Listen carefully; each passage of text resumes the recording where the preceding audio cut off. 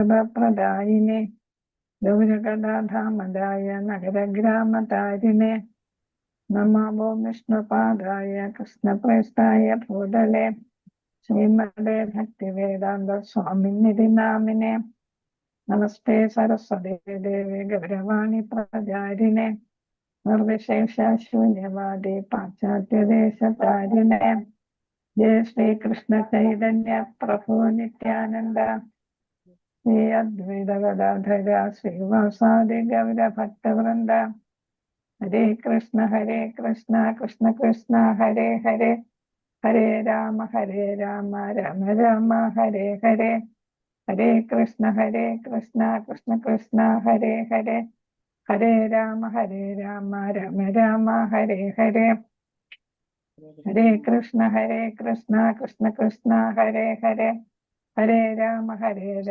രാമ രാമ ഹരേ ഹരേ. ഹരേ കൃഷ്ണ. ശ്രീ രാധാഗോവിന്ദ മന്ദിർ ഇസ്കോൺ ബാംഗ്ലൂരുണ്ട്. മാതാജി കാണില്ല കേട്ടോ. ലെവൽ 3 ക്ലാസ്സിലേക്ക് എല്ലാവർക്കും സ്വാഗതം. ഹരേ കൃഷ്ണ. ഹരേ കൃഷ്ണ.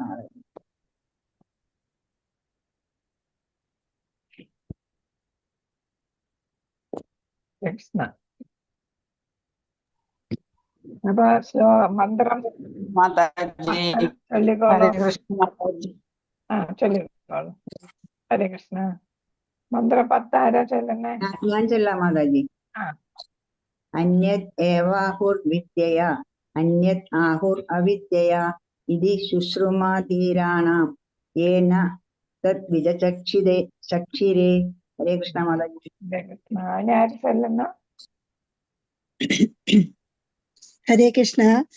അന്യത് ഏവാഹുർ വിദ്യയാ അന്യത് ആഹുർ അവിദ്യയാ ഇതി ശുശ്രുമധീരാണാം യേന തദ്വിജചക്ഷിരേ. ഹരേ കൃഷ്ണ മാതാജി.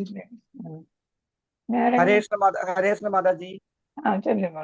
അന്യത് ഏവാഹുർ വിദ്യയാ അന്യത് ആഹുർ അവിദ്യയാ ഇതി ശുശ്രുമധീരാണാം യേന തദ്വിജചക്ഷിരേ. ഹരേ കൃഷ്ണ. ഹരേ കൃഷ്ണ. ഹരേ കൃഷ്ണ. മാതാജി ഞാൻ ചെല്ലട്ടെ. അന്യത് ഏവാഹുർ വിദ്യയ അന്യൽ ആഹുർ അവിദ്യയ ഇതി ശുശ്രുമാധീരാണാം യേന തദ്വിജചക്ഷുരേ. ഹരേ കൃഷ്ണ. അപ്പൊ നമുക്കിന്ന് 11ാമത്തെ ശ്ലോകം.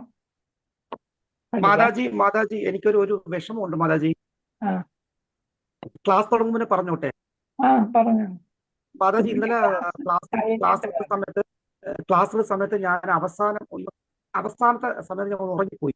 അപ്പോഴ് എനിക്ക് സ്വപ്നത്തിൽ ആ സമയത്ത് എനിക്ക് ഭയങ്കര വിഷമമുള്ള സ്വപ്നം ഉണ്ടായി മാതാജി. ക്ലാസ്സിന്റെ അവസാനത്തെ നിമിഷം, അതായത് എനിക്ക് തോന്നുന്നൊരു 10 മിനിറ്റ് ആവാറായപ്പോൾ ഞാൻ അറിയാതെ കണ്ണടഞ്ഞു. അപ്പം ഞാൻ മരിച്ച 2 പേര് എന്റെ മുന്നേ വന്ന് സംസാരിക്കുന്ന പോലെ കണ്ടായിരുന്നു.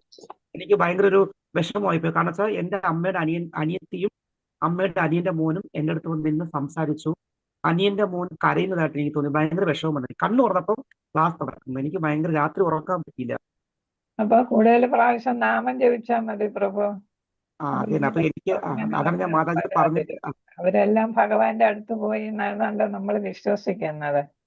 അപ്പൊ നമ്മള് ഇത് ഭഗവാന്റെ കുറിച്ചുള്ള പഠനം നടത്തിയത് കൊണ്ട് അവരെത്തിയതാണോ എന്നുള്ളത് അറിഞ്ഞിവിടെ. എന്താണ് ഞാൻ വൈഫിന്റെ പറഞ്ഞു. അപ്പൊ വൈഫ് പറഞ്ഞു ഇങ്ങനെ ഇന്ന് മാതാജിയോട് പറയാൻ പറഞ്ഞു ക്ലാസ്. കൂടുതൽ നാമം ജപിച്ചാൽ മതി. കിടക്കുമ്പോഴും എപ്പോഴും മനസ്സിലെപ്പോഴും ഭഗവാനെ ധ്യാനിച്ചാല് നമുക്ക് അങ്ങനത്തെ ഇതൊന്നും വരത്തില്ല. പിന്നെ മനസ്സില് അവരുടെ ചിന്ത ഉണ്ടായി കാണും ചിലപ്പോ. ഇതായിരിക്കും. അപ്പൊ എന്തായാലും നാമം കൂടുതൽ ജപിക്കുക. അപ്പൊ നമുക്ക് മനസ്സിനൊരു സ്വസ്ഥത കിട്ടും. ഹരേ കൃഷ്ണ. അപ്പൊ നമ്മൾ 10 പഠിച്ചത് യഥാർത്ഥ അറിവ്, പിന്നെ ഏതാണ്, അതായത് വിദ്യ, പിന്നെ അവിദ്യ. അല്ലെ, രണ്ടും വ്യത്യസ്തമായിട്ടുള്ള ഫലം നൽകും. പക്ഷെ നമ്മള് എന്ത് ചെയ്യണം? വിവേചിച്ച് അതിനെ അറിയണം. ഗുരുവിൽ നിന്നാണ് നമ്മൾ അറിയേണ്ടത് എന്നാണ് അതിൽ പഠിച്ചത്. ഗുരുവിന്റെ പ്രാധാന്യം കൂടെ അതിൽ പറയുന്നുണ്ട് അല്ലേ? യഥാർത്ഥ അറിവും വിദ്യയായ അറിവും. ഗുരുവിൽ നിന്ന്, ധീരനിൽ നിന്ന് നമ്മളത് മനസ്സിലാക്കുക എന്നാണ്. അപ്പൊ ഇവിടെ 11ാമത്തെ മന്ത്രത്തില് ഭൗതിക ശക്തിയെ മറികടന്ന് മരണമില്ലായ്മ കൈവരിക്കുന്നതിന് ഭൗതികവും ആധ്യാത്മികവുമായ ഏതാണ് അറിവ് നമ്മൾ നേടണം എന്നാണ്. രണ്ടിനെ കുറിച്ചുള്ള അറിവ് നമ്മൾ ഏതാണ് മനസ്സിലാക്കണം, ഉണ്ടാകണം എന്നാണ് ഈ 11ാമത്തെ മന്ത്രത്തിൽ പറയുന്നത്. മന്ത്രം നമുക്ക് ചൊല്ലാം. വിദ്യാം ച അവിദ്യാം ചായ തദ്വേദോ ഉഭയം സഹ അവിദ്യയാ മൃത്യു തീർത്വാ വിദ്യായാം അമൃതം അശ്നുതേ. വിദ്യാം ച അവിദ്യാം ച യഃ തദ്വേദോ ഉഭയം സഹ അവിദ്യയാ മൃത്യും തീർത്വാ വിദ്യയാം അമൃതം അശ്നുതേ. തിരിച്ചു വായിച്ചതാണ്. വിദ്യാം ച അവിദ്യാം ച യഃ തദ്വേദോ ഉഭയം സഹ അവിദ്യയാ മൃത്യും തീർത്വാ വിദ്യയാം അമൃതം അശ്നുതേ. അപ്പൊ ഇവിടെ അതിന്റെ അന്വയാർത്ഥം കൊടുത്തിരിക്കുന്നത് ഇതാണ്, യഹ ആരാണോ, അല്ലെ യസ് എന്ന് കിടക്കുന്നത് യഹ എന്നുള്ളതാണ്. ആരാണോ. വിദ്യാം ച അവിദ്യാം ച, വിദ്യയെയും അതായത് ജ്ഞാനത്തെയും യഥാർത്ഥ അറിവിനെയും അവിദ്യയെയും, കർമ്മത്തെയാണ് അവിടെ അവിദ്യ എന്ന് ഉദ്ദേശിക്കുന്നത്. നമ്മൾ ഇന്നലെ എന്താണ് യഥാർത്ഥമല്ലാത്ത അറിവ് എന്ന് നമ്മൾ പഠിച്ചു അല്ലേ. ഇവിടെ അവിദ്യ ഏതാണ്? കർമ്മകാന്ഡം. അതിനെ കുറിച്ചാണ് ഇവിടെ. അതാണ് വിദ്യയും അവിദ്യയും പല തരത്തില് മന്ത്രങ്ങളിൽ വ്യാഖ്യാനിക്കുന്നുണ്ട് ഓരോ മന്ത്രത്തിലും. അപ്പൊ ഇവിടെ അത് അവിദ്യ എന്ന് പറയുന്നത് കർമ്മകാന്ഡത്തെ കുറിച്ചാണ്, കർമ്മത്തെയും. തത് ഉഭയം സഹ, അവ രണ്ടിനെയും ഒന്നായിട്ട് ഒരേ സമയം ഒരാൾ അറിഞ്ഞ് അനുഷ്ഠിക്കണം എന്നുള്ളത്, അനുഷ്ഠിക്കേണ്ടതായിട്ട്. വേദഃ അറിയുന്നത്, അവൻ അവിദ്യയാ മൃത്യും തീർത്വ, കർമ്മം കൊണ്ട് മൃത്യുവിനെ കടന്നിട്ട്, അതായത് കർമ്മ സംസ്കാരത്താൽ മരണ പരമ്പരയെ കടന്നിട്ട്. വേദങ്ങളിൽ പറയുന്ന കർമ്മങ്ങൾ അല്ലെ, പല പല സംസ്കാരങ്ങളെ കുറിച്ച് അത് പറയുന്നു. 16 സംസ്കാരത്തെ കുറിച്ച് നമ്മൾ പഠിച്ചു അല്ലെ. ഒരാൾ ജനിക്കുന്നതിന് മുന്നേ തുടങ്ങുന്ന സംസ്കാര കർമ്മങ്ങളാണ്. മരണാനന്തരവും നമ്മൾ പല ചടങ്ങുകൾ ചെയ്യും അല്ലെ, അതിനെയാണ് സംസ്കാരം എന്ന് പറയുന്നത്. അപ്പൊ കർമ്മ സംസ്കാരത്താൽ, അപ്പൊ വേദങ്ങളിൽ പറയുന്നതെല്ലാം യഥാർത്ഥത്തിൽ നമ്മൾ ചെയ്യുകയാണെങ്കിൽ, അതനുസരിച്ച് ചെയ്യുകയാണെങ്കിൽ നമുക്ക് മരണ പരമ്പരയെ കടക്കാം. എന്ന് വെച്ചാൽ വേദങ്ങളും കർമ്മകാന്ഡത്തിലൂടെ ഉദ്ദേശിക്കുന്നതും ഭഗവാനെ സാക്ഷാത്കരിക്കുക എന്നതാണ് ലക്ഷ്യം. വേദ മന്ത്രങ്ങൾ ഉദ്ദേശിക്കുന്നത് ഭഗവത് സാക്ഷാത്കാരമാണ്. അപ്പൊ അത് ഫലിച്ച കൂടാതെ ആ കർമ്മങ്ങൾ ചെയ്യുകയാണെങ്കിൽ നമുക്ക് ഏതാണ് ഭഗവത് സാക്ഷാത്കാരം കിട്ടും.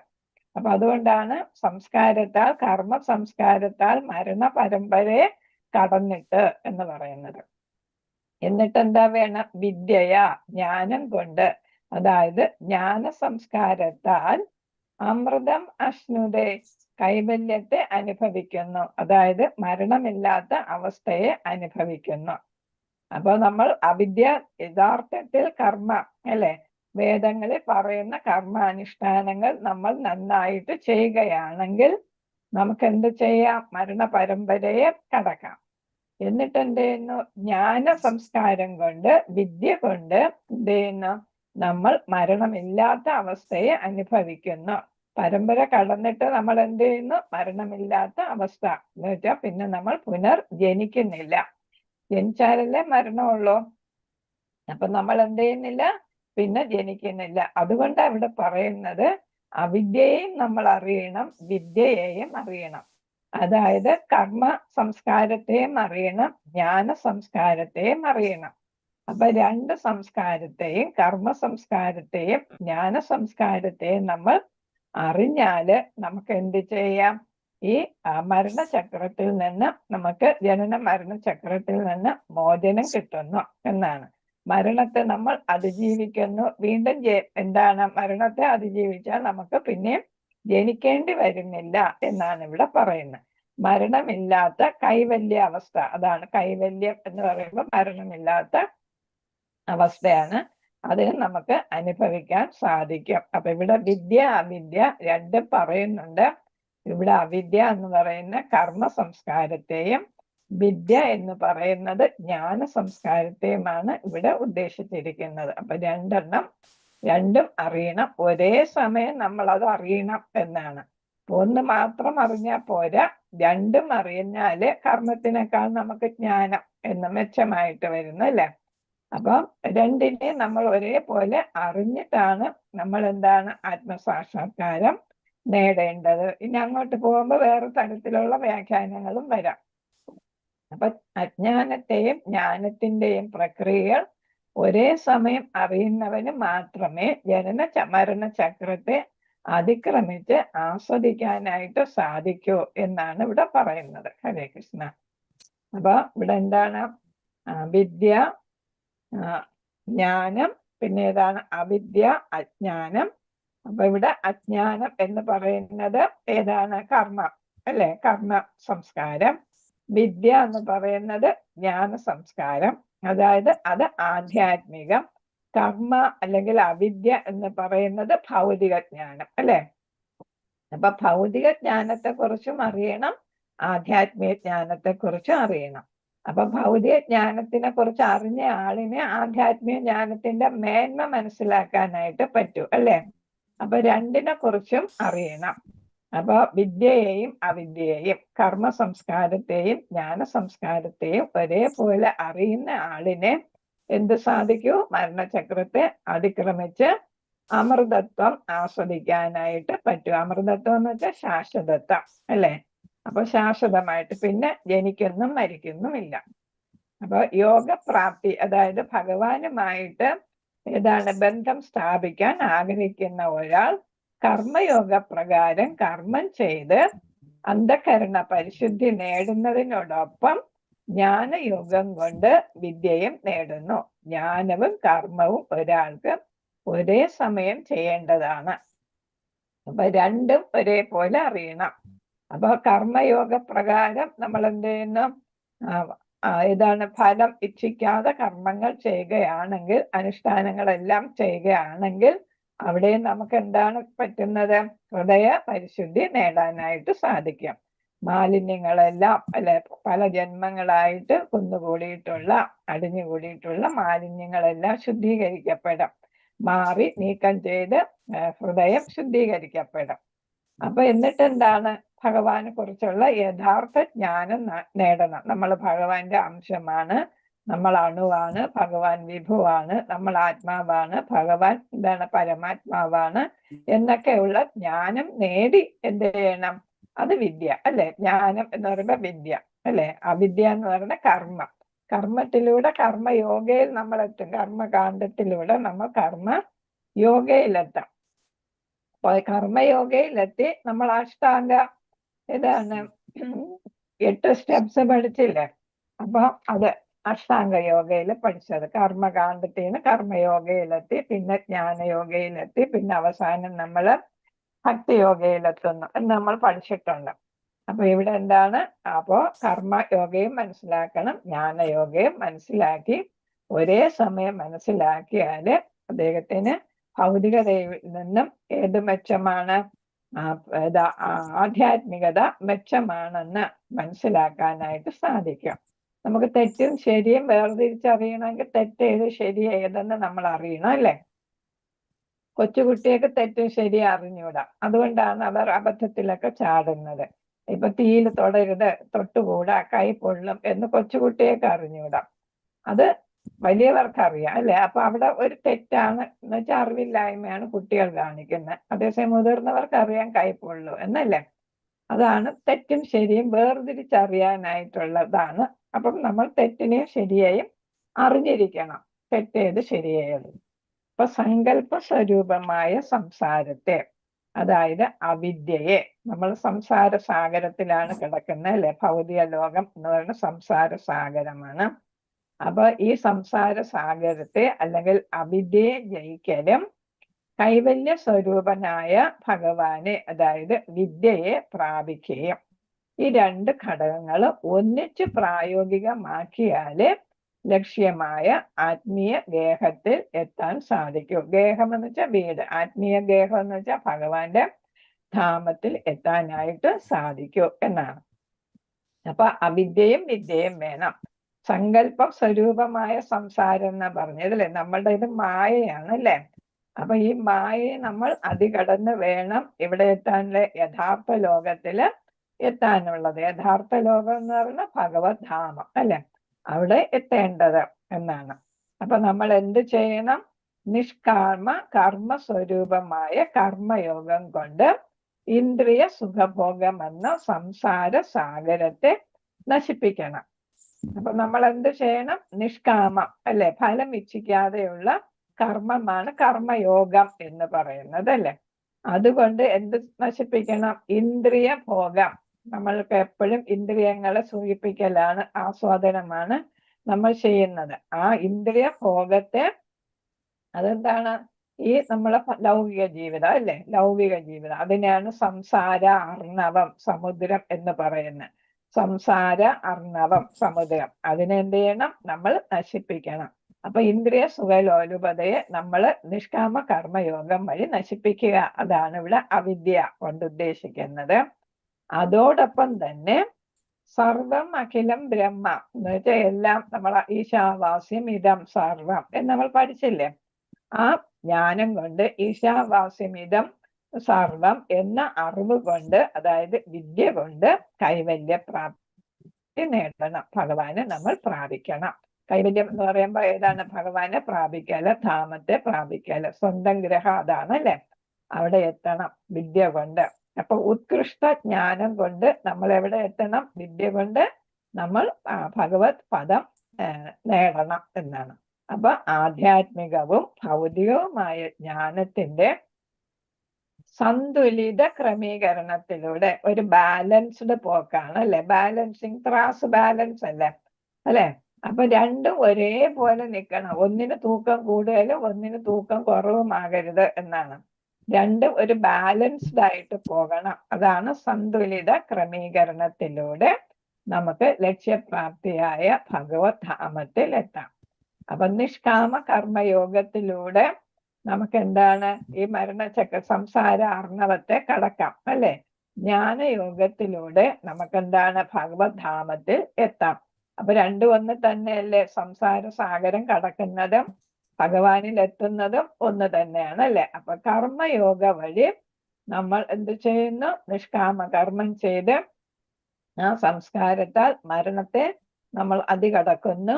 അതായത് അത് കഴിഞ്ഞ് നമ്മൾ എന്താണ്? അതിനോടൊപ്പം തന്നെ ജ്ഞാനയോഗ വഴി ഭഗവാനെ പ്രാപിക്കുകയും ചെയ്യുന്നു. അപ്പൊ രണ്ടും സൈമിൾട്ടേനിയസ് ആയിട്ട് പോണം. അതാണ് ബാലൻസ്ഡ് എന്ന് പറഞ്ഞത് അല്ലെ. സമതുലിത അവസ്ഥയിൽ ക്രമീകരണത്തിലൂടെ നമ്മൾ പോണം. അപ്പൊ നമുക്ക് ഈ പ്രപഞ്ച സത്യമാണ്, ഞാൻ ഈ ശരീരമാണെന്നുള്ള ദൃഢമായ ചിന്തയാണ് അവിദ്യ.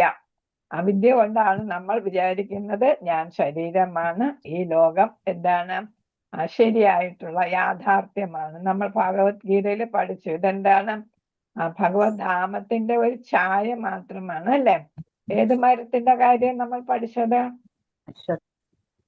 അശ്വത്ഥവൃക്ഷം തലകീഴായിട്ട് നമ്മൾ കാണുന്നു അല്ലെ. അപ്പൊ ഇവിടെ ഭൗതിക പ്രകൃതിയിൽ കാണുന്നതെല്ലാം യഥാർത്ഥ ലോകമായ എവിടെയുണ്ട്? ഗോലോകത്തുള്ളതാണ് അല്ലെ, ആധ്യാത്മിക ലോകത്തുള്ളതാണ് ഇവിടെ നമ്മൾ തലകീഴായിട്ട് കാണുന്നത്. അശ്വത്ഥ വൃക്ഷത്തിനെ നമ്മൾ കാണുന്നത് പോലെ, അശ്വത്ഥ വൃക്ഷത്തിന്റെ നമ്മൾ നിഴല് വെള്ളത്തിൽ അതിന്റെ പതിപ്പ് കാണുമ്പോഴാണ് തലകീഴായിട്ട് നമുക്ക് കാണുന്നത്. അത് ഉദാഹരണമായിട്ട് പറയുന്നത്. അതുപോലെയാണ് ശരിക്കുള്ള ലോകത്തിന്റെ തലകീഴായിട്ടുള്ള ഒരവസ്ഥയാണ്. അല്ലെങ്കിൽ അതിന്റെ ഛായ ആകുമ്പോൾ തലകീഴായിട്ടാണ് കാണുക അല്ലെ. ഛായ ഇമേജ് വരുമ്പോൾ തലകീഴായിട്ടാണ് വരിക. അതാണ് നമ്മുടെ ഈ ഭൗതിക ലോകം. ആ ലോകത്താണ് ഈ കാണുന്നത് നമ്മൾ യഥാർത്ഥമാണെന്ന് മായയാൽ അപഹൃതമായിട്ട് നമ്മൾ ഇന്നലെ പഠിച്ചതാണ് അല്ലെ. മായയാൽ അപഹൃതമാകുമ്പോൾ നമുക്ക് തോന്നും ഇതാണ് ശരി എന്ന്. പക്ഷെ ഇത് ശരിയല്ല, ഞാൻ ശരീരമല്ല, ഞാൻ ആത്മാവാണെന്ന് അറിയണമെങ്കിൽ ഏത് വേണം? ജ്ഞാനയോഗത്തിൽ എത്തണം അല്ലെ. ജ്ഞാനയോഗം അറിയാമെങ്കിൽ ഞാൻ ശരീരമല്ല, ഞാൻ ആത്മാവ് ആണ്, ഇത് യഥാർത്ഥ ലോകമല്ല, ഇത് മായയാണ്, യഥാർത്ഥ ലോകത്തിന്റെ പതിപ്പാണിത് എന്ന് മനസ്സിലാക്കുന്നത്. അപ്പൊ അതിന് ഏതാണ് ആ അവിദ്യയെ നമ്മൾ മറികടക്കണമെങ്കിൽ നമുക്ക് എന്തുകൊണ്ട് സാധിക്കും? ഉപനിഷത്തുക്കളും അതേപോലെ ഏതാണ് വേദശാസ്ത്രങ്ങളും പിന്നെ പുരാണങ്ങളും ഇതിഹാസങ്ങളും അല്ലെ, പ്രധാനമായിട്ട് ഭഗവത്ഗീത, ഭാഗവതം അല്ലെ, ഈ പുരാണങ്ങളിലൂടെയും മഹാഭാരതം, രാമായണം തുടങ്ങിയ ഇതിഹാസങ്ങളിലൂടെയും അതിൻ്റെയൊക്കെ പഠനം കൊണ്ടാണ് നമുക്ക് എന്ത് മനസ്സിലാക്കുന്നത്? ഈ കാണുന്നതെല്ലാം അവിദ്യയാണ്, മായയാണ് എന്ന് നമുക്ക് മനസ്സിലാകുന്നത്. അങ്ങനെ വരുമ്പോ ഈ മായയെ കടത്തിവെട്ടാൻ, അതിനെ കളയാനായിട്ട് നമുക്ക് സാധിക്കും. ഇവിടെ ദുഃഖമയമാണ് അല്ലെ. അപ്പൊ ഈ ദുഃഖമയമായ ഈ ലോകത്ത് നിന്ന് നമുക്ക് രക്ഷപ്പെട്ട് ആനന്ദം കൈവരിക്കാൻ, ഏത് ആനന്ദം? സച്ചിത് ആനന്ദം അല്ലെ, ശാശ്വതമായ പൂർണ്ണമായ ആനന്ദം, സച്ചിത് ആനന്ദം കൈവരിക്കാനും നമുക്ക് സാധിക്കും എന്നുള്ളതാണ്. അപ്പൊ അതെന്താണ്, എങ്ങനെയാണ് അത് മനസ്സിലാക്കുക? ഇത് മായയാണ്, ഇത് ഛായയാണ്, ഇതല്ല യഥാർത്ഥ ലോകം എന്ന് നമ്മൾ മനസ്സിലാക്കുമ്പോൾ, വിദ്യ കൊണ്ടത് മനസ്സിലാക്കുമ്പോൾ ഇത് അവിദ്യയാണ് എന്ന് നമുക്ക് ബോധ്യപ്പെടും എന്നാണ്. അപ്പോഴാണ് നമുക്ക് ഭഗവത് സന്നിധിയിൽ എത്തിച്ചേരാനായിട്ട് സാധിക്കുക എന്നാണ്. അപ്പൊ ഈശാവാസം ഇതം സർവം എന്ന് മനസ്സിലാക്കിയ ആൾ എന്ത് ചെയ്യുന്ന? ഒരു വ്യക്തി വിദ്യയെയും അവിദ്യയെയും ഒരുമിച്ച് അവസാനിപ്പിച്ച് കടന്നു വന്ന അവിദ്യയാകുന്ന കർമ്മമാർഗത്തിലൂടെ സത്യമായ ഭഗവത് ഗ്രഹത്തിൽ എത്തിക്കുന്ന വിദ്യയിലൂടെ സ്വന്തം ശാശ്വത ഗ്രഹത്തിൽ പ്രവേശിക്കുന്നു എന്നാണ്. അപ്പൊ അവിടെ അവിദ്യയും സഹായിച്ചു, വിദ്യയും സഹായിച്ചു എന്നാണ്. അപ്പൊ ഈശാവാസം ഇതം സർവം, ഇതെല്ലാം ഭഗവാന്റെ സൃഷ്ടിയാണ്, ഭഗവാനാണ് എല്ലാം നിയന്ത്രിക്കുന്നത്, അധിപൻ അദ്ദേഹമാണ് എന്ന് മനസ്സിലാക്കുമ്പോൾ നമ്മൾ ഈ കാണുന്നതെല്ലാം മായയാണ്, അവിദ്യയാണ്, യഥാർത്ഥ്യമാണ്, യഥാർത്ഥമല്ലാത്തതാണെന്ന് മനസ്സിലാകും. അപ്പൊ നമ്മൾ എന്ത് ചെയ്യുന്നു? അവിദ്യയെ കടത്തിവിട്ട് അല്ലെ, കടന്നു പോകും, അതിന് ഓവർകം ചെയ്യും എന്നാണ്. അപ്പൊ അവിദ്യയെ ഓവർകം ചെയ്യുമ്പോൾ എന്താണ് സാധിക്കുന്നു? ആളിന് വിദ്യ എന്താണെന്ന് മനസ്സിലാകും. അപ്പൊ വിദ്യയും എന്ത് ചെയ്യുന്നു? കളയുന്നു എന്നാണ്. അവിദ്യയും വിദ്യയും ഒരുപോലെ കളഞ്ഞു. അപ്പൊ എന്താണ്? നമ്മൾ അവസാനം ഭക്തിയിലാണ് എത്തുന്നത് അല്ലേ.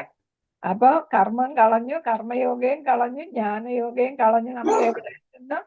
ഭക്തിയോഗയിലെത്തും അല്ലേ.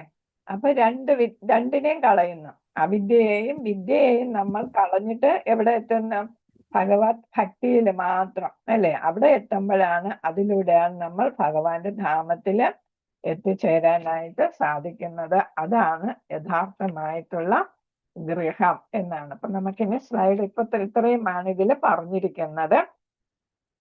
അപ്പൊ ഇവിടെ നമുക്ക് സ്ലൈഡ് നോക്കാം. അതിന് ജീവിതത്തെ കുറിച്ചുള്ള സമതുലിതമായ വീക്ഷണം, ബാലൻസ്ഡ് ആയിട്ടുള്ള ഒരു ഔട്ട്ലുക്കാണ് സമതുലിതമായ ജീവിതം, അതിനെക്കുറിച്ചുള്ള ഒരു വീക്ഷണം എന്ന് പറഞ്ഞിരിക്കുന്നത്. അപ്പൊ നാം വിദ്യയുടെ പ്രക്രിയയിൽ ഏർപ്പെട്ടിരിക്കണമെന്ന് ലോകത്തിലെ ദുരിതങ്ങൾ നമ്മളെ ഓർമ്മിപ്പിക്കുന്ന പ്രക്രിയയിലാണ് നമ്മൾ ഏർപ്പെട്ടിരിക്കുന്നതെന്ന്. അപ്പൊ ഇവിടെ മുഴുവൻ ദുരിതങ്ങളാണ് അല്ലെ. അപ്പൊ ഇവിടെ എന്താണ് പോസിറ്റീവ് ആയിട്ടുള്ളതെന്ന് പറയുമ്പോ വിദ്യ, നെഗറ്റീവ് എന്ന് പറയുമ്പോൾ പരോക്ഷമായിട്ടുള്ളതെന്ന് പറയുമ്പോൾ അവിദ്യ. ഇവ രണ്ടും നമുക്ക് ഉണ്ടായിരിക്കണം. ഉദാഹരണത്തിന്, ജീവിതം മോശമാണെന്ന് നിങ്ങൾ കരുതുന്നുവെങ്കിൽ നിങ്ങൾ അതിനെ നിരാകരിക്കാൻ തുടങ്ങും, ഒരു അവ്യക്തഗതവാദിയായി മാറുകയും ചെയ്യും. അപ്പൊ എന്താണ്?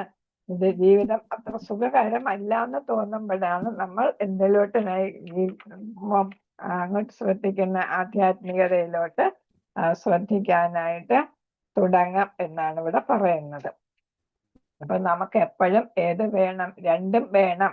മോശമായിട്ടുള്ളതിനെ അറിഞ്ഞാല് ശരിയായതിന് നമുക്ക് വ്യക്തമായിട്ട് മനസ്സിലാക്കാനായിട്ട് പറ്റും. ജീവിതം വളരെ നല്ലതാണെങ്കിൽ നിങ്ങൾ അതിൽ കുറച്ച് കൃഷ്ണനെ ചേർക്കുകയാണെങ്കിൽ നിങ്ങൾ ഒരു സഹജീവനായി അവസാനിക്കും. കൃഷ്ണനെ ഭൗതികമായ രീതിയിൽ, വില കുറഞ്ഞ രീതിയിൽ എടുക്കും, സ്വയം ആസ്വദിക്കാൻ മാത്രം.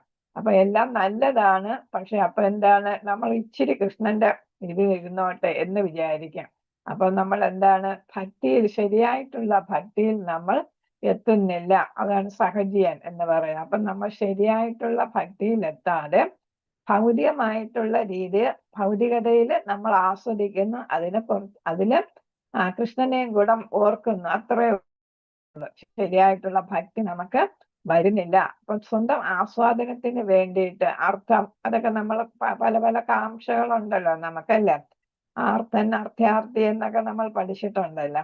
അപ്പൊ അങ്ങനെ സുഖകരമായിട്ട് ഇന്ദ്രിയ ആസ്വാദനം നടത്തുന്നതിന് ഭഗവാനെ നമ്മൾ കൂട്ടുപിടിക്കുന്നു എന്നുള്ളതാണ് അവിടെ വരുന്നത്. അപ്പൊ സ്വന്തം ആസ്വാദനത്തിന് വേണ്ടിയിട്ട് മാത്രം, അല്ലാതെ അതെന്തിനല്ല, യഥാർത്ഥ ഭക്തിയോ ഈ ലോകത്തിൽ നിന്നുള്ള മോചനത്തിന് വേണ്ടിയിട്ടുള്ള ഏതാണ് ഭഗവത് സ്മരണം ആയിരിക്കത്തില്ല അത് എന്നാണ് പറയുന്നത്. അപ്പൊ ചെറിയ തോതിൽ എന്ന് വെച്ചാൽ വേണ്ട രീതിയിൽ നമ്മൾ ഭഗവാനെ മനസ്സിലാക്കുന്നില്ല എന്നാണ്. അപ്പൊ ജീവിതം ദുഃഖമായാലും നല്ലതായാലും നമ്മൾ ഭഗവാനെ വേണ്ട വിധത്തിൽ സ്മരിക്കുന്നില്ല, ഉൾക്കൊള്ളുന്നില്ല.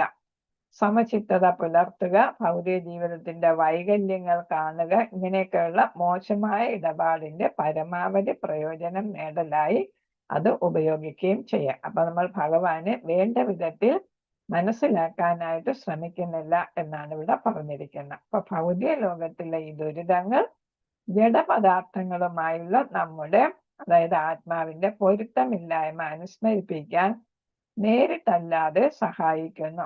അപ്പൊ നമ്മൾ ദുരിതങ്ങൾ മനസ്സിലാക്കുമ്പോഴാണ് ശരിയായിട്ടുള്ള ആത്മാവിന്റെ ഗുണം മനസ്സിലാക്കുന്നത്. ഇപ്പൊ ഇവിടെ ഈ ഭൗതിക ദുരിതങ്ങളും ആത്മാവുമായിട്ട് ഒന്നിച്ചു പോകുന്നില്ല. ഒന്ന് ആത്മീയത, ഒന്ന് ആധ്യാത്മികത. ഒന്ന് ഭൗതികത, ഒന്ന് ആധ്യാത്മികത, അല്ലെ? അപ്പൊ രണ്ടായിട്ട്. അപ്പൊ ദുരിതങ്ങൾ വരുമ്പം അത് ഭൗതികമായിട്ടുള്ള ദുരിതങ്ങളാണ്.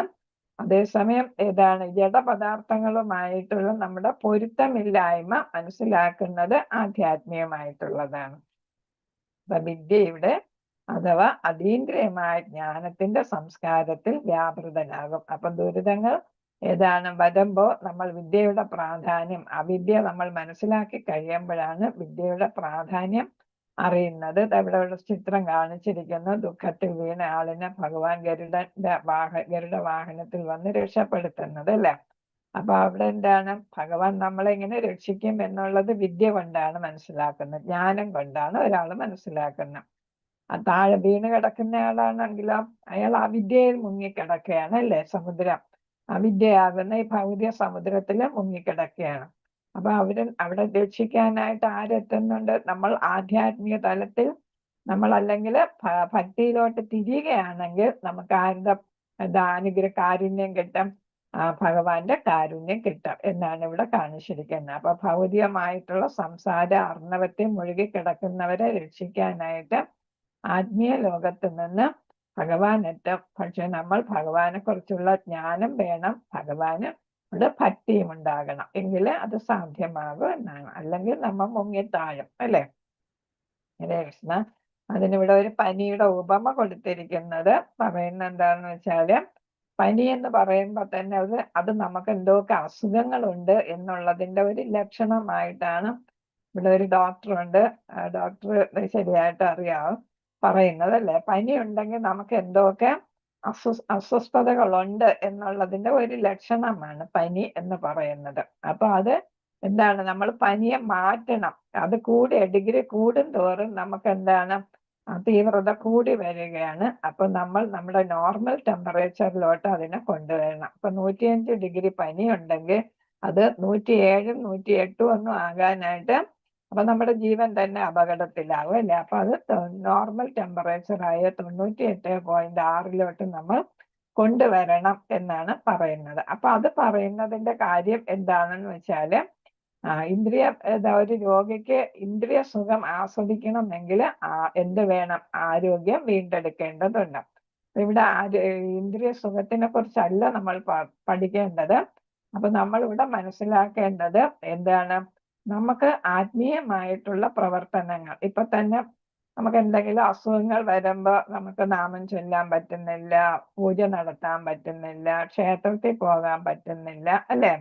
അതേപോലെ തന്നെ പ്രസാദം ഉണ്ടാക്കാൻ പറ്റുന്നില്ല, കഴിക്കാൻ പറ്റുന്നില്ല എന്നൊക്കെ നമ്മൾ പറയും, അല്ലെ? ചെറിയ ഒരു അസുഖം വരുമ്പോ തന്നെ. അപ്പൊ എന്താണ്, അസുഖം വന്നാല് നമുക്ക് ശരിയായിട്ടുള്ള ആധ്യാത്മിക ജീവിതം നയിക്കാനായിട്ട് ചിലപ്പോൾ ബുദ്ധിമുട്ടുണ്ടാകും. അപ്പൊ നമ്മൾ എന്ത് ചെയ്യണം? ആധ്യാത്മിക ജീവിതത്തിന് അതിൽ പുരോഗമിക്കുന്നതിന് വേണ്ടിയിട്ട് നമ്മൾ നമ്മുടെ ശരീരവും മനസ്സും എന്ത് ചെയ്യണം? ആരോഗ്യമുള്ളതായിട്ട് സൂക്ഷിക്കണം എന്നാണ്. Sound mind in A sound body എന്നാണ് ഈ ഫിസിക്കൽ എഡ്യൂക്കേഷൻകാര് പറയുന്നത്. അപ്പൊ എന്താണ്? ആരോഗ്യമുള്ള മനസ്സ് ആരോഗ്യമുള്ള ശരീരത്തില് നിലനിൽക്കൂ എന്നാണ്. നമുക്കിത് രണ്ടും വേണം. എങ്കിലേ നമുക്ക് എന്തുണ്ട്? ആത്മാവിനെ എന്ത് ചെയ്യാനായിട്ട് സാധിക്കും? ഉയർന്ന തലത്തിലേക്ക് കൊണ്ടുപോകാൻ നമുക്ക് സാധിക്കും.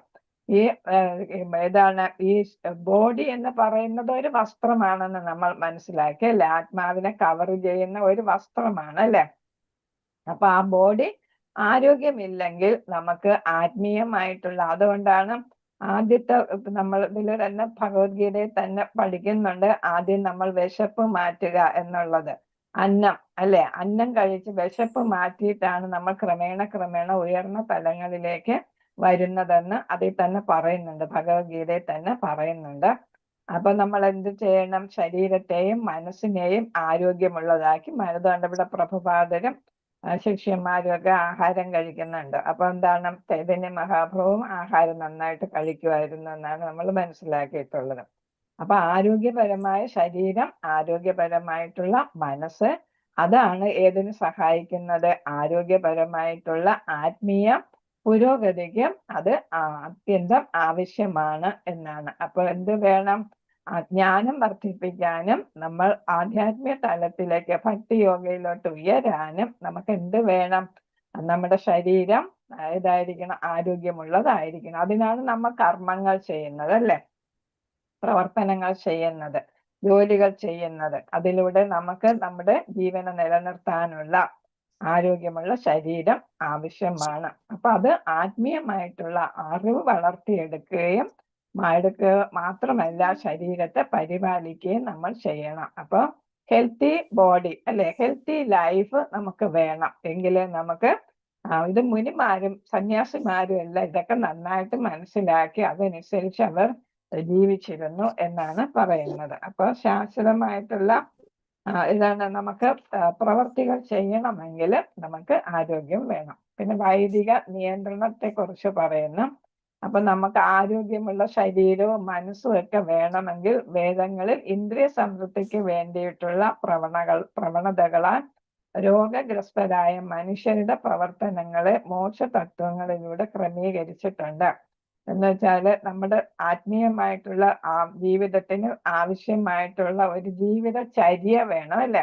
നല്ലൊരു ജീവിത രീതി വേണം. ആ ജീവിത രീതിയാണ് ഏതിൽ പറയുന്നത്? വേദങ്ങളിൽ പറയുന്നത്. ധർമ്മം, മോക്ഷം. ധർമ്മം പിന്നെ ഏതാണുള്ളത്? 4 കാര്യങ്ങൾ. ധർമ്മം, അർത്ഥം, കാമം, മോക്ഷം അല്ലെ? 4 കാര്യങ്ങൾ, 4 പ്രക്രിയകള്. ധർമ്മം ഇതൊക്കെ ആദ്യം കേൾക്കുന്ന മട്ടിൽ ഇരിക്കുന്നുണ്ട്. ഭഗവത്ഗീതയെ നമ്മൾ ഇതൊക്കെ പഠിച്ച് പരീക്ഷ എഴുതി പാസ്സായതാണ്. അപ്പൊ ധർമ്മം ഏറ്റവും പ്രധാനം. അതെന്താ വെച്ചാൽ നമ്മുടെ മതം, റിലീജിയൻ എന്ന് പറയുന്നതാണ്.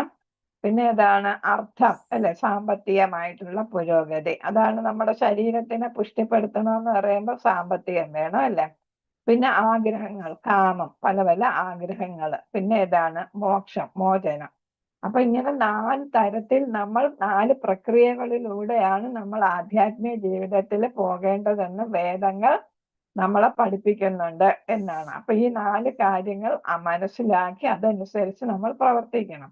പക്ഷെ നമ്മളിപ്പോ ഈ കലികാലത്തില് ഏതാണ്? ധർമ്മം, മോക്ഷം എന്നിവയ്ക്ക് പ്രാധാന്യം കൊടുക്കുന്നില്ല. അത് നമ്മുടെ ശ്രദ്ധയിലേ പെടുന്നില്ല. പകരം ഏതേ വരുന്നുള്ളൂ? അർത്ഥവും കാമവും. എങ്ങനെയും പണം സമ്പാദിക്കുക, പിന്നെ ഏതാണ്? ആഗ്രഹങ്ങൾ പൂർത്തീകരിക്കുക അല്ലെ? ഇത് രണ്ടുമേ ഇപ്പൊ നമ്മൾ ഈ കാലഘട്ടം കലിയുഗത്തിന്റെ ഈ കാലഘട്ടത്തിന്റെ പ്രത്യേകത നമ്മൾ കഴിഞ്ഞ ക്ലാസ്സിൽ പഠിച്ചതാണ്. ആളുകളെല്ലാം കൂടുതൽ ആരാണെന്നാ പഠിച്ചത്? ഏത് ഗുണത്തിൽ പെടുന്നവരാണ്?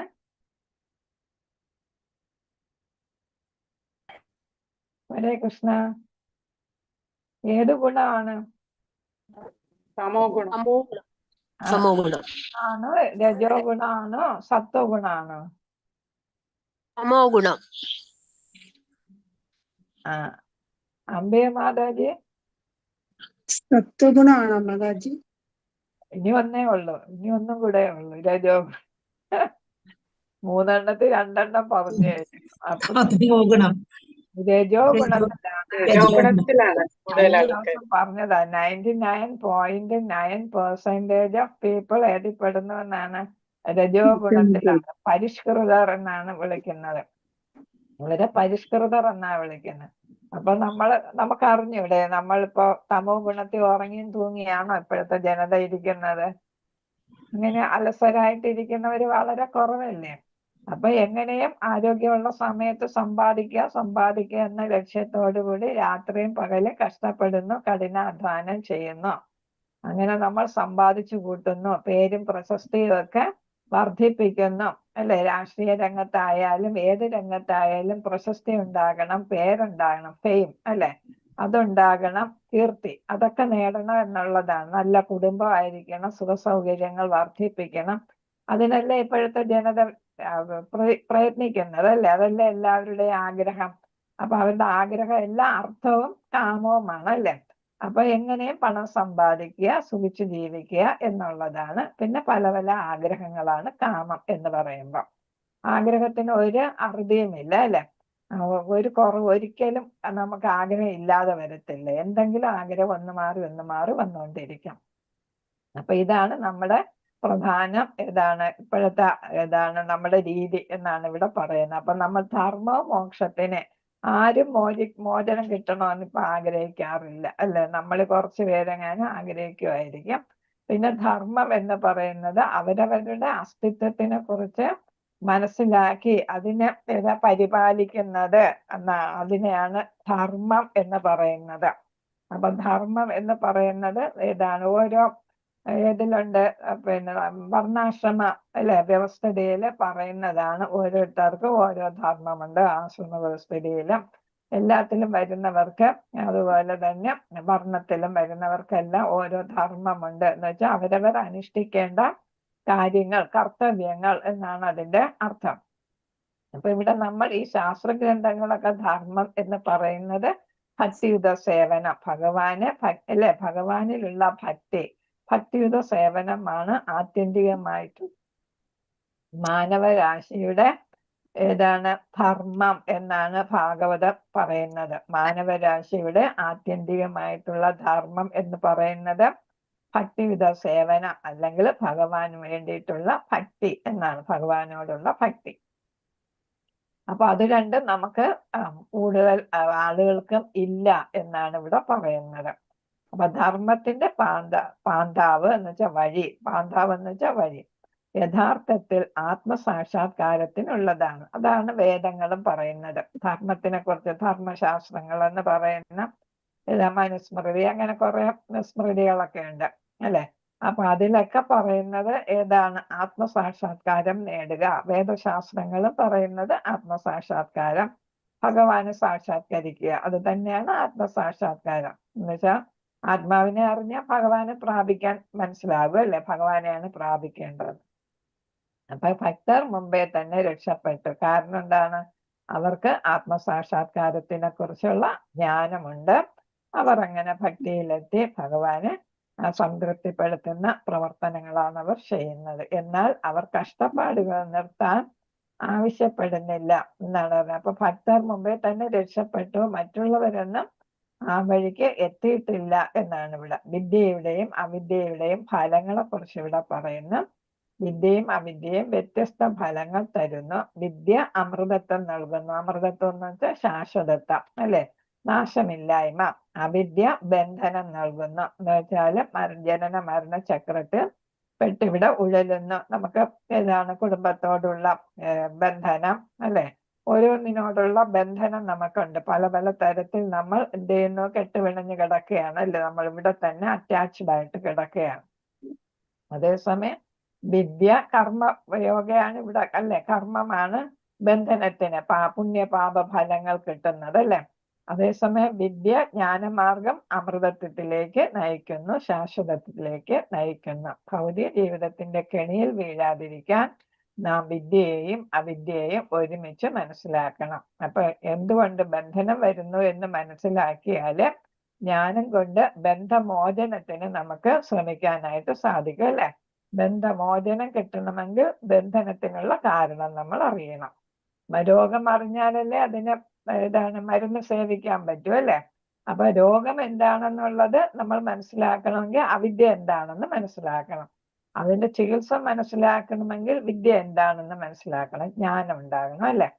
ഭൗതിക ലോകം എന്താണെന്ന് മനസ്സിലാക്കുകയും അതിനെ എങ്ങനെ കൈകാര്യം ചെയ്യണമെന്ന് പഠിക്കുകയും വേണം. ഭൗതിക ലോകം എന്ന് പറയുന്നത് മായ, അത് അവിദ്യ. അപ്പൊ അവിദ്യ എന്താണെന്ന് മനസ്സിലാക്കുക. അത് കഴിഞ്ഞിട്ട് വിദ്യ കൊണ്ട് അതിനെ എങ്ങനെ കൈകാര്യം ചെയ്യണം എന്ന്, ജ്ഞാനം കൊണ്ട് അതിനെ എങ്ങനെ കൈകാര്യം ചെയ്യണമെന്ന് പഠിക്കുകയും വേണം. അങ്ങനെയാണ് നമുക്ക് എവിടോട്ട് പോകാൻ സാധിക്കുക? ഭഗവത് ധാമത്തിലോട്ട് പോകാനായിട്ട് സാധിക്കുക. അപ്പൊ ആത്മീയവും ഭൗതികവും എന്താണെന്ന് നമുക്ക് എങ്ങനെ മനസ്സിലാക്കാം എന്നാണ് ഇവിടെ പറയുന്നത്. അപ്പൊ നാം എന്തെങ്കിലും ഉപയോഗിക്കുന്ന രീതി അതിനെ നിർണയിക്കുന്നു. ഉദാഹരണമായിട്ട് കൃഷ്ണസേവനത്തിൽ നാം എന്തെങ്കിലും ഭൗതിക വസ്തു ഉപയോഗിക്കുന്നെങ്കിൽ അത് ഭൗതികമല്ല, ആത്മീയമാണ്. മറുവശത്ത് മാനവികത, കമ്മ്യൂണിസം തുടങ്ങിയ മാനവ പ്രവർത്തനങ്ങൾ മാറ്റിയില്ലെങ്കിൽ അത് ഭൗതികമായിട്ട് തുടരുന്നു. അപ്പൊ ഇവിടെ നമ്മള് ഭക്തിരസാമൃത സിന്ധുവിലായിരിക്കും പഠിക്കുന്നത്. അതില് പറയുന്നുണ്ട് ഭൗതികമായിട്ടുള്ള വസ്തുക്കൾ. നമ്മളിപ്പോ പ്രഭുപാദ നമ്മൾ ഭാഗവതം ക്ലാസ്സിലൊക്കെ കേൾക്കുന്നതാണ്. പ്രഭുപാദ ഫ്ലൈറ്റ് ഉപയോഗിക്കുന്നു, കൂടിയ ബെൻസ് കാറുകൾ അതൊക്കെ ഉപയോഗിച്ച് യാത്ര ചെയ്തു വിദേശ രാജ്യങ്ങളിലൊക്കെ. ഓരോ രാജ്യങ്ങളിൽ നിന്ന് മറ്റു രാജ്യങ്ങളിലേക്കൊക്കെ ഇതിലാ പോകുന്നത്, ഫ്ലൈറ്റിലാണ് അല്ലെ. 14 വർഷം അദ്ദേഹം ലോകം മുഴുവൻ പ്രാവശ്യം ചുറ്റി നടന്നു. 12 വർഷത്തിനുള്ളിൽ 14 പ്രാവശ്യം ലോകം മുഴുവൻ സഞ്ചരിച്ചു എന്നാണ്. അപ്പൊ അതൊക്കെ ഏതുകൊണ്ടാ സാധിക്കുന്നത്? ഭൗതികമായിട്ടുള്ള വസ്തുക്കളായ കാറും പിന്നെ ഫ്ലൈറ്റും ഒക്കെ ഉപയോഗിച്ചാണ് അതൊക്കെ സാധിച്ചത്. അപ്പം നമ്മൾ ഭൗതികതയോട് വിരക്തി ഉണ്ടാകണം, വൈരാഗ്യം ഉണ്ടാകണം എന്ന് പറഞ്ഞാലും ഭൗതികമായിട്ടുള്ള വസ്തുക്കൾ ഭഗവാന്റെ സേവനത്തിന് ഉപയോഗിക്കുകയാണെങ്കിൽ അതെന്തല്ല, ഭൗതികമല്ല എന്നാണ്. അതിന് ഭൗതികം എന്ന് നമ്മളിപ്പോ നമ്മൾ ഇത് മൊബൈൽ ഉപയോഗിക്കുന്നു, അല്ലെങ്കിൽ കമ്പ്യൂട്ടർ ഉപയോഗിക്കുന്നു ക്ലാസ്സിന് വേണ്ടിയിട്ട് അല്ലേ. അത് അല്ലെ. അതേപോലെ നമ്മൾ യൂട്യൂബിലൊക്കെ കാണുന്നുണ്ട്, ക്ലാസ് എടുത്തൊക്കെ കാണുന്നുണ്ട്. അതൊക്കെ എന്താണ്? ഭൗതിക വസ്തുക്കളാണ്. പക്ഷെ അതെന്തിനു വേണ്ടിയിട്ട് ഉപയോഗിക്കുന്നു? നമ്മൾ ഭഗവാന്റെ സേവനത്തിന് അല്ലെങ്കിൽ ഭഗവാനെ മനസ്സിലാക്കാനായിട്ട് നമ്മൾ ഉപയോഗിക്കുകയാണ്. അങ്ങനെ വരുമ്പോ അതെന്തല്ല, ഭൗതികമല്ല. അതിനിവിടെ ഒരു വാക്ക് ഭക്തിരസാമൃത സിന്ധു നമ്മൾ പഠിക്കും. ഫൽഗു ഫൽഗു എന്നാണ് പറയുന്നത്. അപ്പൊ ഫൽഗു എന്ന് വെച്ചാൽ ഭൗതികമായിട്ടുള്ള ഒരു കാര്യം, ഇത് ഭൗതികമാണ്, അതുകൊണ്ട് ഉപയോഗിക്കാൻ പാടില്ല. മർക്കട എന്നുള്ള ഒരു വാക്കും അതിൽ വരുന്നുണ്ട്. അപ്പൊ അങ്ങനെ നമ്മൾ പാടില്ല എന്നാണ്, മർക്കട ബുദ്ധി അല്ലെ. അപ്പൊ ഫൽഗു എന്ന് പറയുമ്പം ഭൗതികമായിട്ടുള്ള ഒരു വസ്തു, അത് ഭൗതികം എന്ന് പറഞ്ഞ് നമ്മൾ ഭക്തിയുടെ സേവനത്തിന് ഉപയോഗിക്കാതിരിക്കുകയാണെങ്കിൽ അതിനെന്ത് പറയും? ഫൽഗു വൈരാഗ്യം അല്ലെങ്കിൽ മർക്കട വൈരാഗ്യം എന്ന് പറയും. അതേസമയം ഭൗതികമായിട്ടുള്ള വസ്തുക്കൾ നമ്മളെ ഇന്ദ്രിയ സുഖത്തിനല്ല, മറിച്ച് ഭഗവാന്റെ സേവനത്തിന് വേണ്ടിയിട്ട് ഉപയോഗിക്കുകയാണെങ്കിൽ അത് എന്താകുന്നില്ല, ഭൗതികമായിട്ട് മാറുന്നില്ല.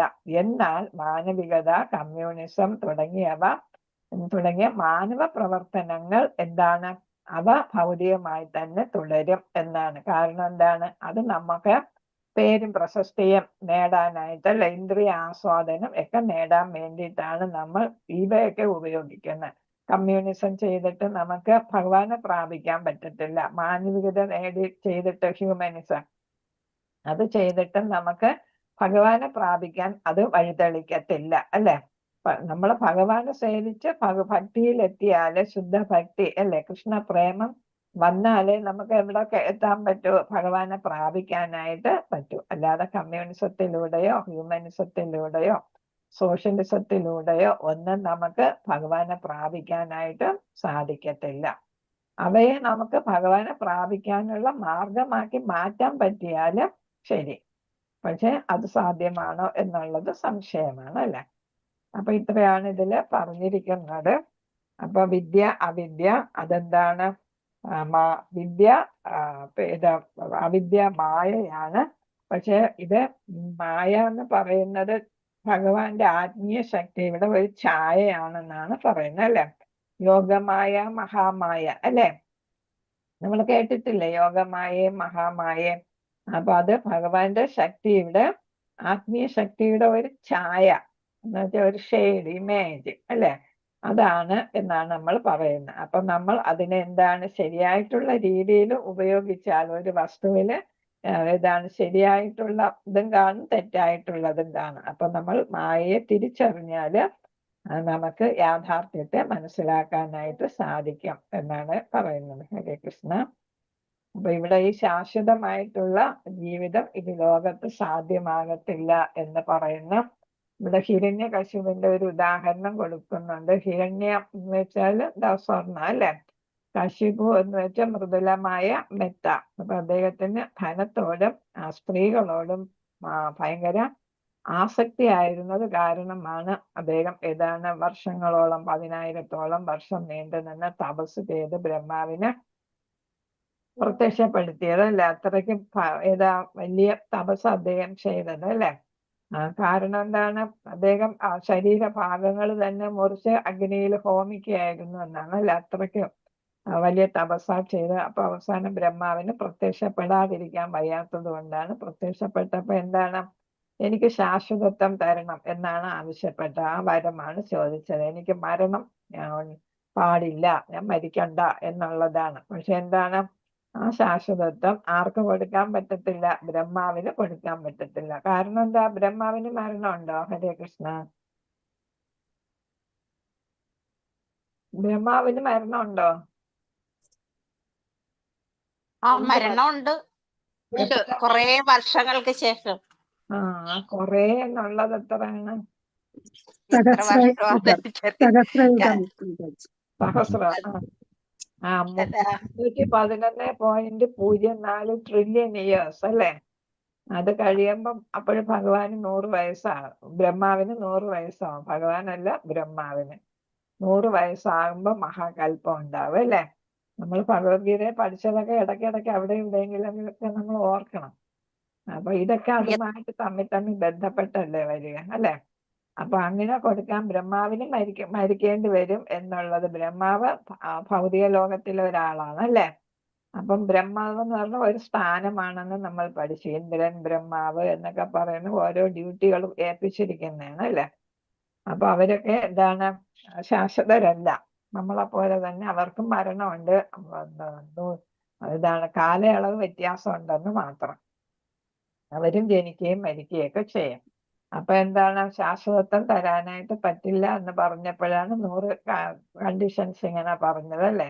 രാത്രി കൊല്ലപ്പെടാൻ പാടില്ല, പകല് പാടില്ല അല്ലെ, ആയുധങ്ങൾ കൊണ്ട് പാടില്ല, മനുഷ്യനെ കൊണ്ടോ മൃഗങ്ങളെ കൊണ്ടോ 84 ലക്ഷം ജീവജാലങ്ങളിൽ ആരെ കൊണ്ടും മരണം പാടില്ല, ആകാശത്തോ ഭൂമിയിലോ ജലത്തിലോ ഒക്കെ വെച്ച് പാടില്ല എന്നൊക്കെ പറഞ്ഞ ആ വരമൊക്കെ കൊടുക്കാൻ ബ്രഹ്മാവിന് പറ്റി. പക്ഷെ എന്തോ ചെയ്തത്, അദ്ദേഹത്തിന്റെ മരണസമയം വന്നപ്പം നരസിംഹമൂർത്തിയായിട്ട് നരനും മൃഗവുമായിട്ട് ഭഗവാൻ പ്രത്യക്ഷപ്പെട്ട് ഏതാണ് ത്രിസന്ധ്യ, പകലും രാത്രിയും അല്ല, ത്രിസന്ധ്യയില് തറയിലും ആകാശത്തും ഒന്നും പോയില്ല. സ്വന്തം മടിയിൽ വെച്ച് ആയുധങ്ങളൊന്നും ഇല്ല, നഖങ്ങൾ കൊണ്ട് അദ്ദേഹത്തെ എന്താണ് കീറി അല്ലെ പിളർന്നു. അങ്ങനെയാണ് അദ്ദേഹം കൊല്ലപ്പെട്ടത് അല്ലെ. അപ്പൊ മരണം എന്ന് പറയുന്നത് നമുക്ക് ഒഴിവാക്കാൻ പറ്റാത്തതാണ് ഭൗതിക ലോകത്ത്. അതേസമയം യഥാർത്ഥ ഭക്തന്, ഹിരണ്യകശിപു ഒരു ഭക്തനല്ലല്ലോ. അപ്പൊ എന്താണ്, ഒരു യഥാർത്ഥ ഭക്തന് എന്ത് ചെയ്യാൻ പറ്റും? ശാസ്ത്രഗ്രന്ഥങ്ങൾ വഴിയും യഥാർത്ഥ ഗുരുവിൽ നിന്നും ഉള്ള നിർദ്ദേശങ്ങൾ കേട്ടും അതനുസരിച്ച് പ്രവർത്തിക്കുകയും ചെയ്താല് ശാശ്വതത്വം നേടാനായിട്ട് സാധിക്കും. എന്ന് വെച്ചാൽ ജനന മരണ ചക്രത്തിൽ നിന്ന് മോചനം നേടാം. മോക്ഷം നമ്മൾ ഇതിൽ പറയുന്ന അല്ലെ, വേദഗ്രന്ഥങ്ങളിൽ പറയുന്ന ധർമ്മം, അർത്ഥം, കാമം, മോക്ഷം, അതിൽ അവസാനത്തേതായ മോക്ഷം നേടാനായിട്ട് സാധിക്കും. ഈ ഗ്രന്ഥങ്ങളെല്ലാം നമ്മളെ ഓർമ്മിപ്പിക്കലാണ്. നീ എന്റെ ഭാഗമാണ്, നീ എന്നെ മറക്കുന്നു എന്നൊക്കെ ഓർമ്മിപ്പിക്കുകയാണ് ഭഗവാൻ നമ്മളെ ഓർമ്മിപ്പിക്കുകയാണ്. നമുക്ക് ബുദ്ധി തന്നിട്ടുണ്ട്, അപ്പൊ ശരിയായ വിധത്തിൽ ഉപയോഗിക്കണം എന്നുള്ളത് മാത്രം. അപ്പൊ മറവി നമ്മൾ മാറ്റണം എന്നാണ് ഇവിടെ ഭഗവാൻ ഈ ശാസ്ത്ര ഗ്രന്ഥങ്ങളിലൂടെ, ശ്രുതിയെല്ലാം ഭഗവാനാൽ സൃഷ്ടിക്കപ്പെട്ടതാണ് അല്ലേ. അപ്പൊ അത് പിന്നെ ആചാര്യന്മാര് ഇടയ്ക്കിടയ്ക്ക് ഭഗവാൻ തന്നെ അവതാരങ്ങൾ എടുക്കും, അല്ലെങ്കിൽ പ്രതിനിധികളായിട്ടുള്ള ആചാര്യന്മാരെ അയക്കും. അപ്പൊ അവരിലൂടെ എന്ത് ചെയ്യുന്ന നമുക്ക് ഭഗവാന്റെ കാര്യങ്ങൾ നമുക്ക് മനസ്സിലാക്കി നമ്മളെ ഓർമ്മിപ്പിക്കും, സ്മരിപ്പിക്കും അല്ലെ, ഓർമ്മിപ്പിക്കാനായിട്ട് സാധിക്കുന്നു ഭഗവാന്. അപ്പൊ നമ്മൾ യഥാർത്ഥ ലോകത്തിലേക്ക് തിരിച്ചെത്താനായിട്ട് നമുക്ക് എന്തുകൊണ്ട് സാധിക്കണം? ഈ വിദ്യ അവിദ്യ അതിന്റെ സമതുലനത്തിലൂടെ നമുക്ക് സാധിക്കണം എന്നാണ് പറയുന്നത്. മനുഷ്യ ജീവിതം എന്ന് പറയുന്നതാണ് ഏറ്റവും പുണ്യജീവിതം. ഈ പുണ്യജീവിതത്തിന്റെ ഉദ്ദേശ്യം തന്നെ നിരപേക്ഷ സത്യം എന്ന് വെച്ചാൽ അബ്സല്യൂട്ട് ട്രൂത്ത് എന്നാണ്. Absolute truth. കൃഷ്ണനെ അദ്ദേഹത്തിന്റെ വിവിധ അവസ്ഥകളായ ബ്രഹ്മൻ, പരമാത്മാവ്, ഭഗവാൻ, അത് നമ്മൾ പഠിച്ചതാണ് അല്ലെ. ബ്രഹ്മേതി പരമാത്മേതി ഭഗവാനിതി അല്ലെ, ശബ്ദത ഇങ്ങനെ പറയുന്നുണ്ട് എന്നാണ്. അപ്പൊ അതിലൂടെ നമുക്ക് മനസ്സിലാക്കി സാക്ഷാത്കരിക്കുക. അതിനാണ് നമുക്ക് ഈ പുണ്യമായിട്ടുള്ള മനുഷ്യജന്മം തന്നിട്ടുള്ളത്. ഇന്നലെ നമ്മൾ പഠിച്ചത് 13 അധ്യായത്തില് 18 മുതൽ 22 വരെയുള്ള ശ്ലോകങ്ങളിൽ പറഞ്ഞ അതാണ് അറിവ് അല്ലെ, വിദ്യ അല്ലെ. ഗുണങ്ങൾ നമ്മൾ പറഞ്ഞില്ലേ, 18 20 ഒക്കെ പറയുന്നുണ്ട്. അപ്പൊ ആ ഗുണങ്ങളെല്ലാം നമ്മൾ വിദ്യയിൽ വരുന്നതാണ്. അതെല്ലാം നമ്മൾ എന്ത് ചെയ്യണം? നേടി ഈ ഭഗവാനില് ഇതെല്ലാം നമ്മൾ അതനുസരിച്ച് പ്രവർത്തിച്ച് കൃഷ്ണപ്രേമം നേടാനായിട്ട് അല്ലെ, അല്ലെങ്കിൽ കൃഷ്ണഭക്തി നേടാനായിട്ട് നമ്മൾ ശ്രമിക്കണം എന്നാണ് പറയുന്നത്. അപ്പൊ വിദ്യയുടെ മാർഗം ഭാഗവതം 1:2:14 പറയുന്നുണ്ട്. ഇടതടവില്ലാത്ത ഭഗവത് ശ്രവണം, മഹത്വവൽക്കരണം, സ്മരണം, ആരാധന എന്നിവയിലൂടെ എല്ലാ ജീവസത്തകളുടെയും രക്ഷകനാണ് ഭഗവാൻ എന്ന് മനസ്സിലാക്കിക്കുന്നു എന്നാണ്. ഇത് തന്നെ ഭക്തിരസാമൃത സിന്ധുവില് പറയുന്നുണ്ട്. അവിടെ എങ്ങനെ നമ്മൾ ഭക്തി ചെയ്യണം എന്നൊക്കെ വളരെ വിശദമായിട്ട് പറയുന്നുണ്ട്. 64 രീതികളും പിന്നെ ഒരു 29 രീതികളും 7 എന്നൊക്കെ പറഞ്ഞ് പല പല ഹെഡിങ്സിൽ നമ്മൾ ഒരുപാട് ഭക്തിരസാമൃത സിന്ധുവില് പഠിക്കുന്ന ഭക്തിയുടെ രസം ആയിട്ടുള്ള അമൃതമായിട്ടുള്ള സാഗരമാണ് ഭക്തിരസ അമൃത സിന്ധു എന്ന് പറയുന്നത്. അപ്പൊ ഭക്തിയുടെ സാഗരമാണത്. അപ്പൊ ഇവിടെ 14-ാമത്തെ ശ്ലോകം ഭാഗവതത്തിൽ പറയുന്നത് തസ്മാദേകേന മനസാ ഭഗവാൻ സാത്വതാം പതിഃ ശ്രോതവ്യ കീർത്തിതവ്യശ്ചേയ പൂജ്യസ്യ നിത്യത.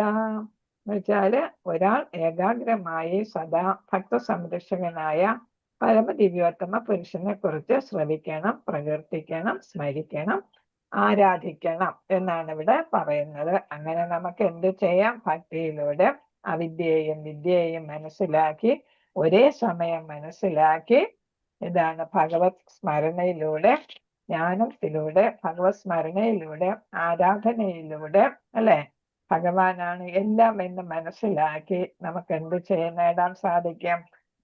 ഈ മോചനം നേടാനായിട്ട് നമുക്ക് സാധിക്കും. അങ്ങനെ നമ്മൾ ഭഗവത് ധാമത്തിലോട്ട് തിരിച്ചെത്താനായിട്ടുള്ള വഴി നമുക്ക് തുറന്നു കിട്ടും. അപ്പൊ നമ്മൾ വിദ്യയെയും അവിദ്യയെയും ഒരേപോലെ മനസ്സിലാക്കണം എന്നാണ്.